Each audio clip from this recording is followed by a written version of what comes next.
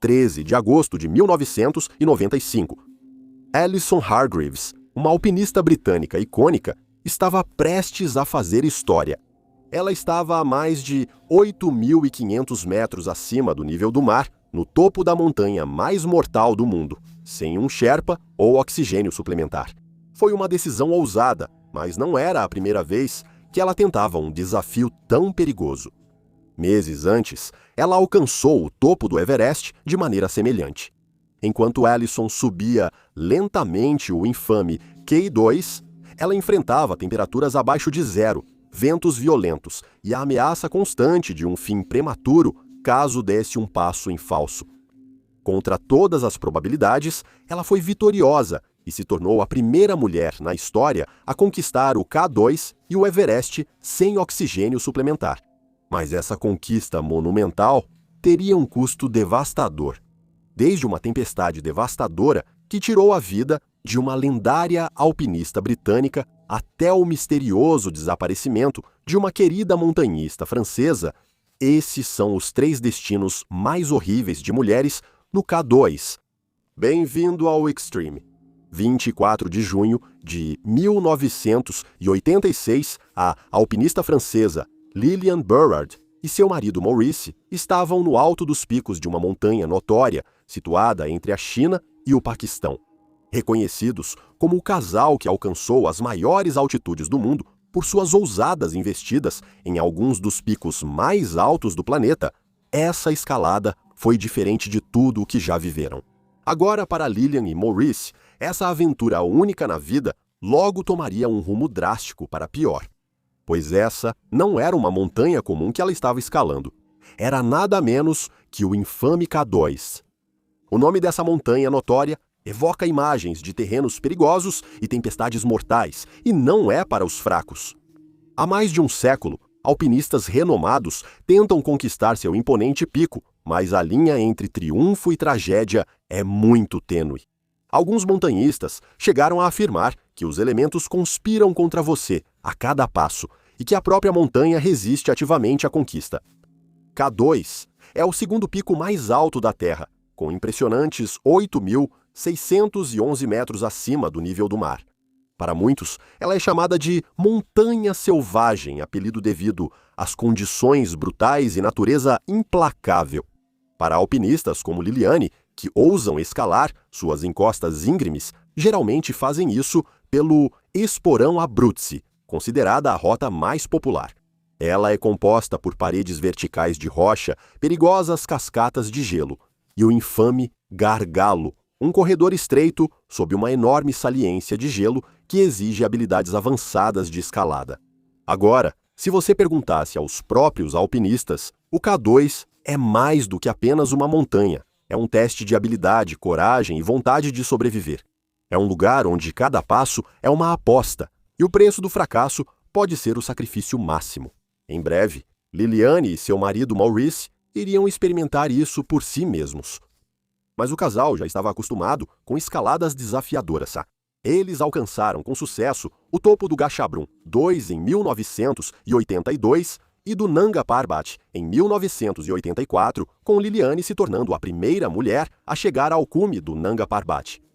O foco deles, em ascensões rápidas e leves, um estilo que priorizava a agilidade e minimizava o tempo passado em altitudes extremas, lhes rendeu o respeito da comunidade de montanhismo em geral. Os alpinistas ousados, então, voltaram sua atenção para o K2. Os Burrard foram acompanhados nesta expedição pela alpinista polonesa Wanda Rutkowicz e pelo alpinista francês Michel Pomentier. Juntos, o grupo planejou alcançar o cume da montanha pelo esporão Abruzzi, mas, de forma ainda mais impressionante, eles planejavam fazer isso sem o uso de oxigênio suplementar. Antes da expedição começar, a equipe já enfrentava contratempos. Os Burrard perderam todo o orçamento da expedição, incluindo milhares de dólares, passagens e passaportes, durante uma corrida de táxi.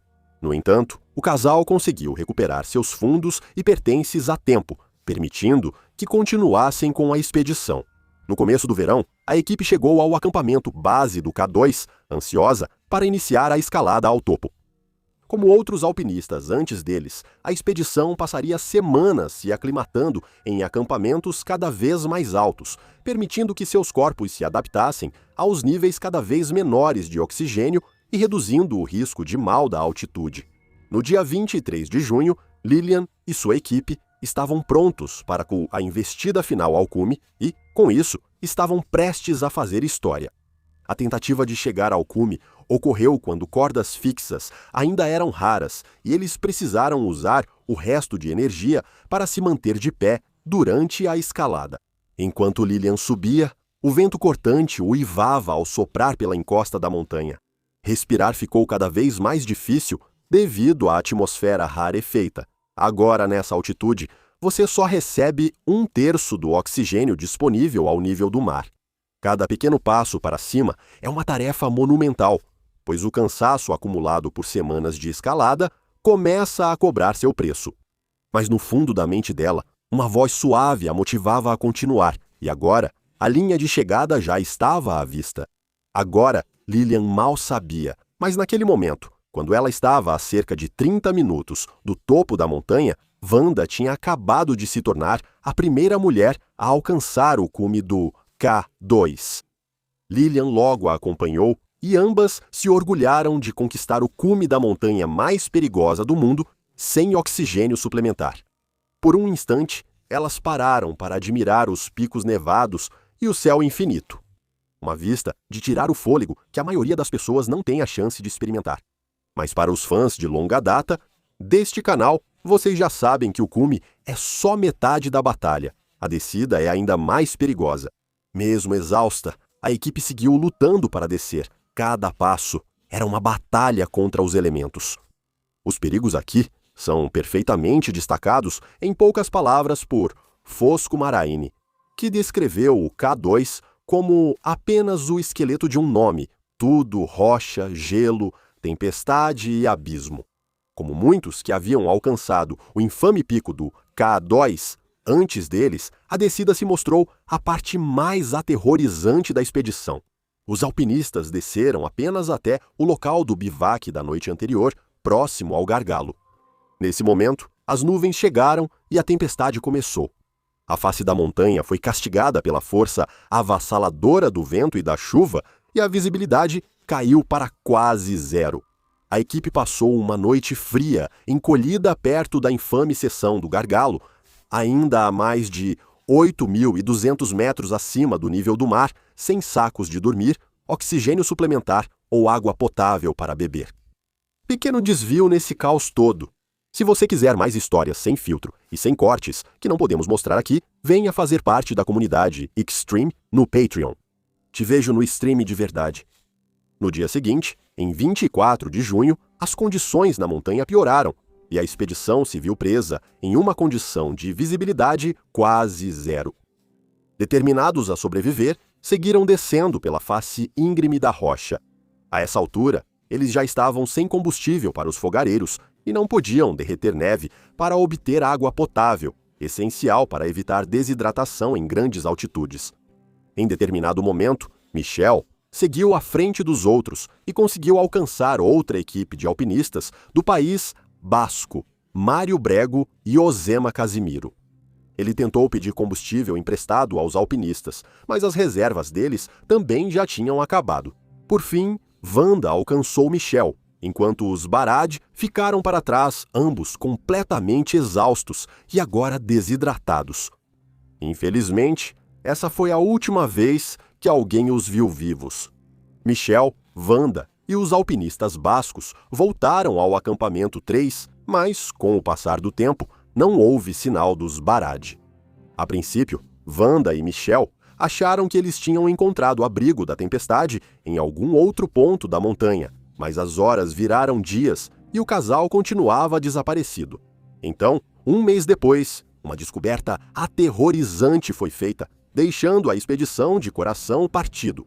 O corpo sem vida de Liliane foi encontrado em um campo de neve a cerca de 5.300 metros de altitude por uma expedição sul-coreana.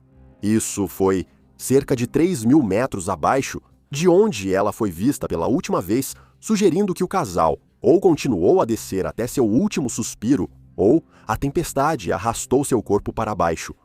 No caso de Maurice, seu corpo permaneceria escondido na montanha por mais de uma década, até aparecer no glaciar logo acima do acampamento base em 1998. Com isso, a misteriosa morte do casal finalmente teve algum desfecho. Por anos, relatos sobre o que de fato ocorreu naquele dia fatídico circularam na comunidade de montanhismo.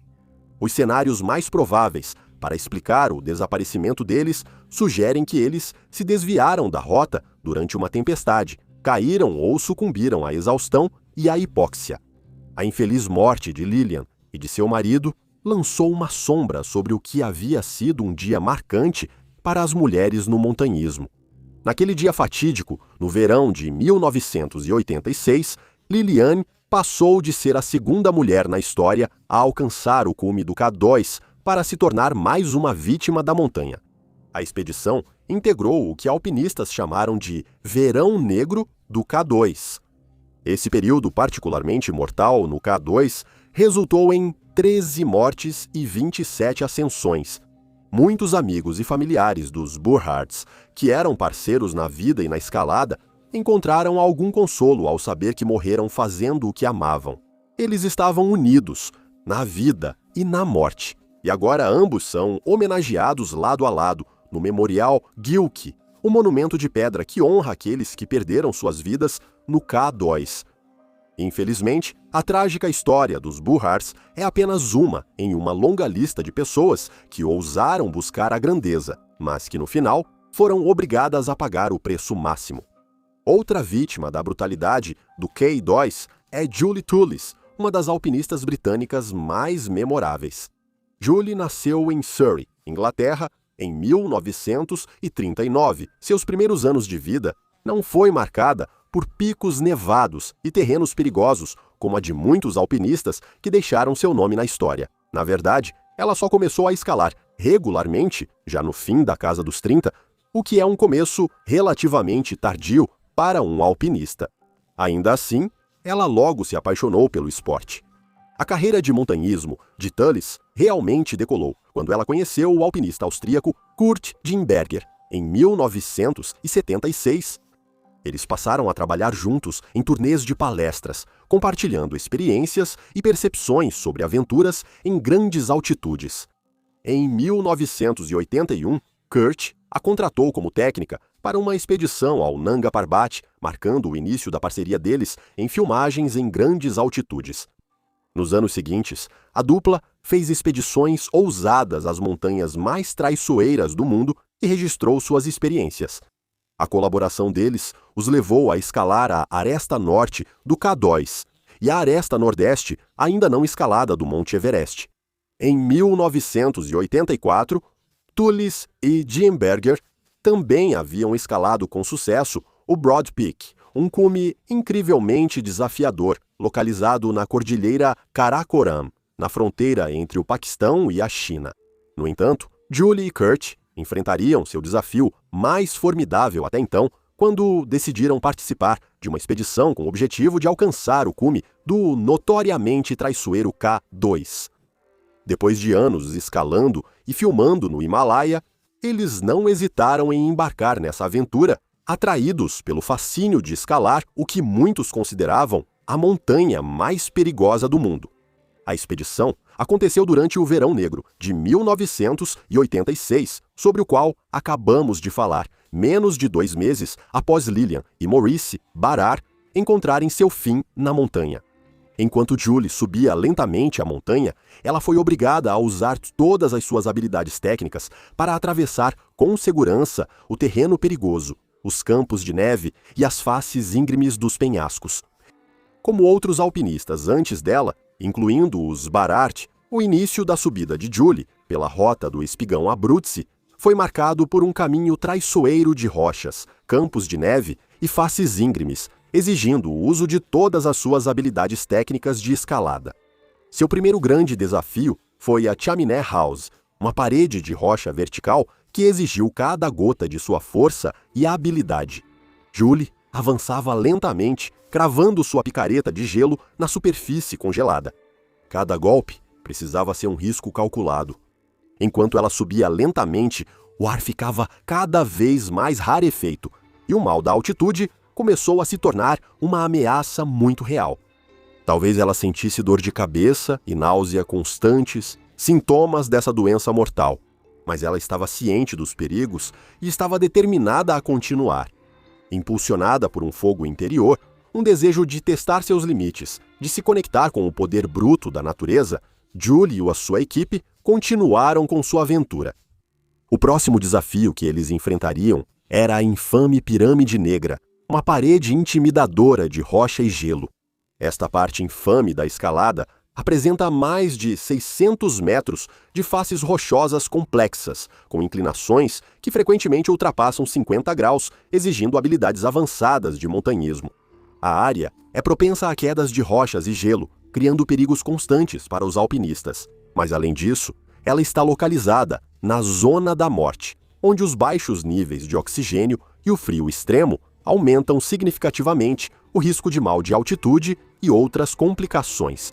Bem treinados e prontos para qualquer desafio da montanha, Julie e a equipe superaram a Pirâmide Negra e seguiram para o último grande desafio, o Gargalo, corredor estreito sob um penhasco de gelo ameaçador. Aqui, muitos alpinistas experientes encontraram seu fim. Enquanto se aproximavam do Gargalo, as palavras de George Bell se confirmavam. Tendo participado de uma expedição em 1953, ele sabia por experiência própria dos perigos que aguardavam Julie. Ele chegou a dizer que o K2 é uma montanha que tenta te matar. Ao atravessarem o Gargalo com cuidado, sabiam que o Serac suspenso podia cair a qualquer instante e talvez causar uma avalanche. Essa ameaça constante, junto com o alto risco de mal de altitude, entre outras coisas, faz desse o trecho mais mortal da escalada. Com calma e um ritmo lento e constante, Julie e Kurt superaram com segurança cada um desses obstáculos, registrando imagens valiosas pelo caminho. Apesar dos perigos que enfrentaram durante toda a expedição, Julie continuou documentando a experiência deles, mostrando sua força mental, criatividade e compromisso com seu papel de cineasta. Todas essas qualidades desejáveis acabariam levando-os a um lugar onde poucas pessoas já estiveram antes. No dia 4 de agosto, após vários dias difíceis, acima de 7.900 metros, Julie e Kurt decidiram que era agora ou nunca e resolveram seguir em direção ao cume, apesar do clima que piorava rapidamente. Assim que o sol se pôs no horizonte, eles chegaram ao cume. E com isso, Julie se tornou a primeira mulher britânica a chegar ao topo do infame cume. Mas o sucesso deles teve um alto custo. Após dias lá em cima, na Zona da Morte, com pouco descanso, ar rarefeito e poucos suprimentos, o cansaço começou a dominar os cineastas. Agora, eles precisavam enfrentar a parte mais perigosa da escalada, a descida. A essa altura, o sol já havia se posto completamente e os alpinistas foram obrigados a descer lentamente a montanha, tropeçando sem nenhuma fonte de luz natural. Descer qualquer montanha, quanto mais o K2 no escuro, é extremamente perigoso, devido a uma combinação de fatores, incluindo visibilidade limitada, potencial de desorientação e o risco de dar um único passo errado, que poderia lançá-los em uma fenda profunda. Infelizmente, esse erro fatal transformou a expedição deles em um pesadelo. Enquanto eles desciam lentamente, o desastre aconteceu quando o pé de Julie escorregou e ela caiu por uma encosta gelada no escuro. Felizmente, a corda de Kurt salvou os dois, mas ainda assim, acredita-se que o impacto da queda deixou Julie com vários ferimentos, incluindo diversos problemas na cabeça que afetam sua visão e coordenação. Devido ao seu estado debilitado, ela e Kurt foram obrigados a acampar a cerca de 8.200 metros de altitude sem qualquer tipo de abrigo. Normalmente, isso seria uma sentença de morte para os alpinistas, mas eles resistiram ao frio intenso à noite e de manhã, Julie estava consciente para iniciar a descida ao Campo 4. Lá, eles se encontraram com vários outros alpinistas, mas agora enfrentavam um perigo ainda maior, pois uma nevasca feroz começou a varrer a montanha. O vento uivava e a visibilidade era quase zero, enquanto os alpinistas se amontoavam para se aquecer nas barracas que mal se mantinham presas à montanha. Lá dentro, o ar está carregado pelas respirações ofegantes de Julie, Kurt e dos outros alpinistas.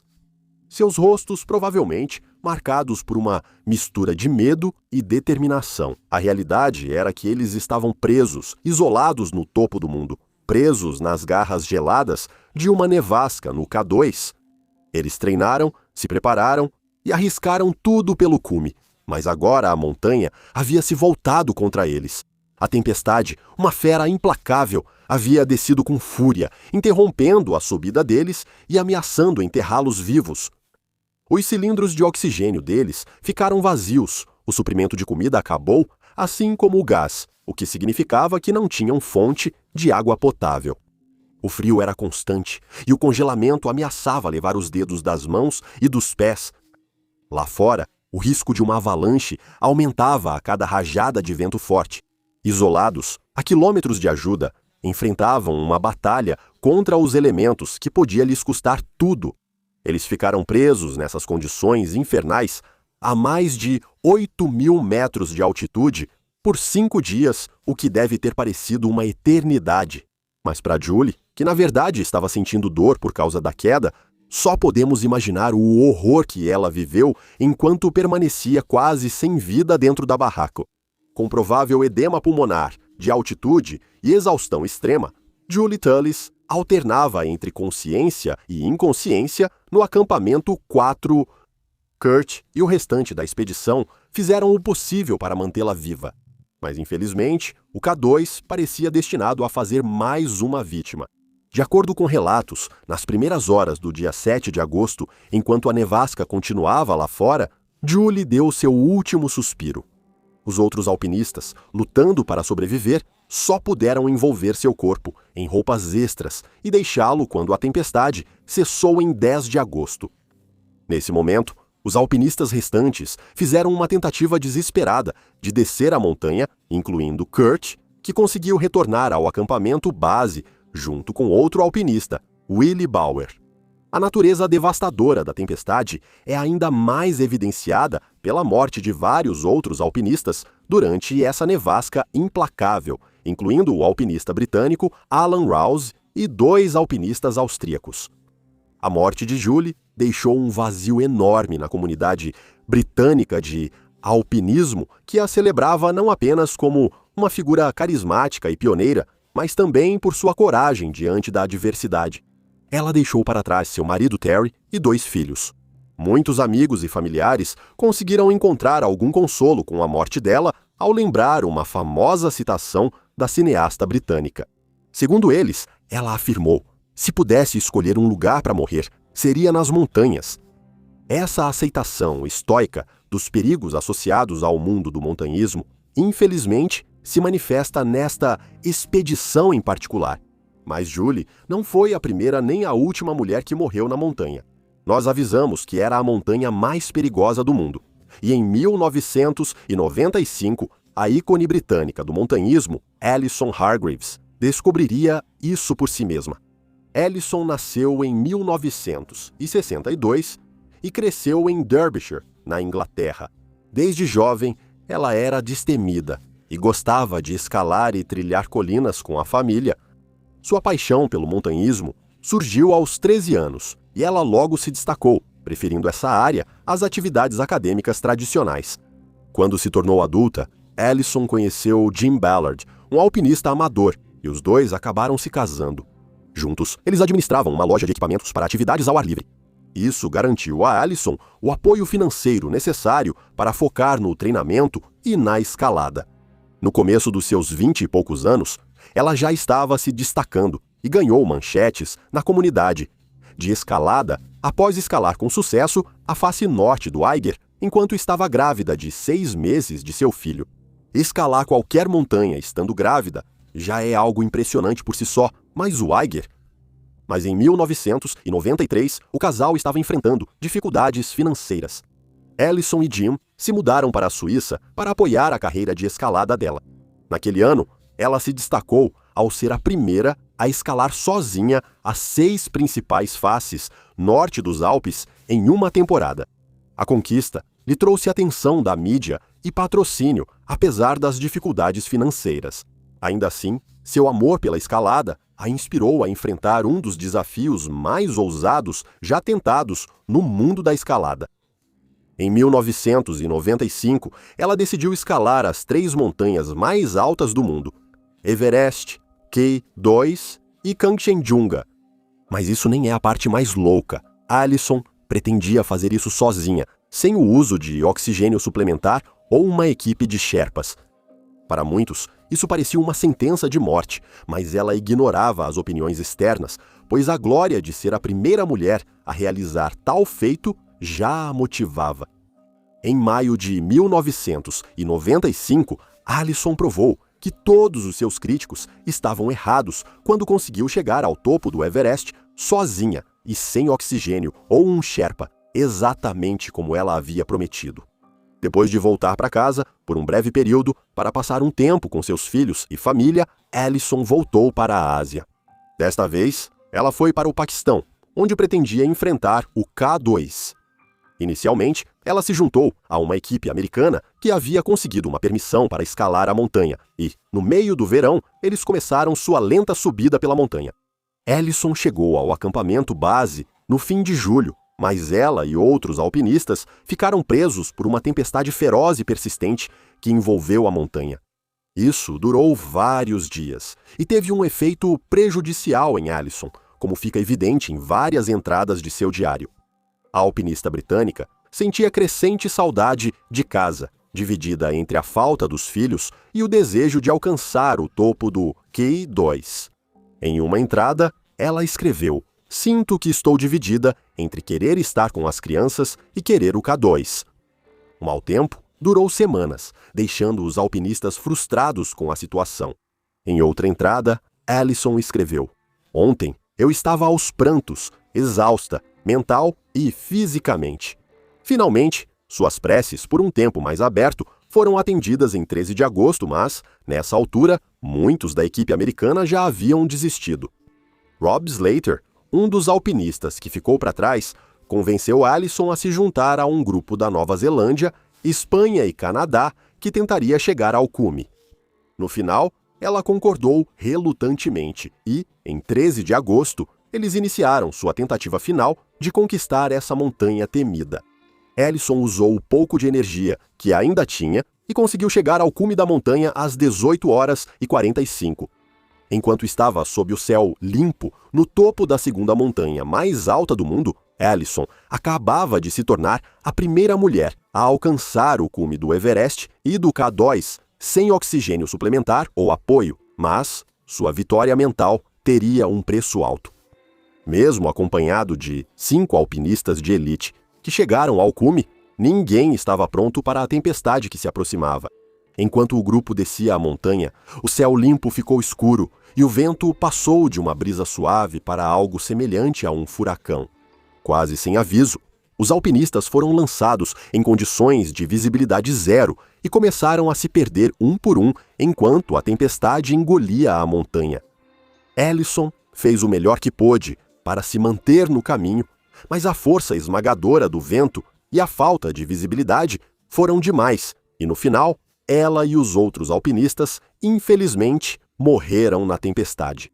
As circunstâncias exatas da morte dela são desconhecidas, mas acredita-se que ela foi pega pela tempestade e ou caiu ou foi arrastada montanha abaixo.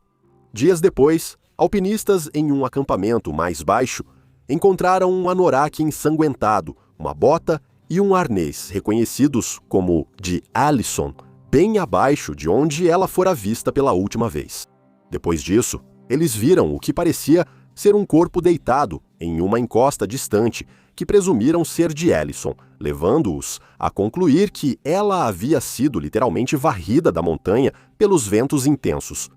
Até hoje, seus restos mortais nunca foram recuperados de seu cemitério gelado no topo do K2, e esse, infelizmente, tornou-se seu local de descanso sem identificação. A morte de Alison gerou intenso debate público no Reino Unido. Aqueles que recentemente haviam aplaudido a alpinista por sua ousada ascensão ao Everest meses antes, agora começaram a criticá-la. Em questão de dias, ela passou de heroína nacional a uma mãe imprudente que escolheu abandonar seus filhos.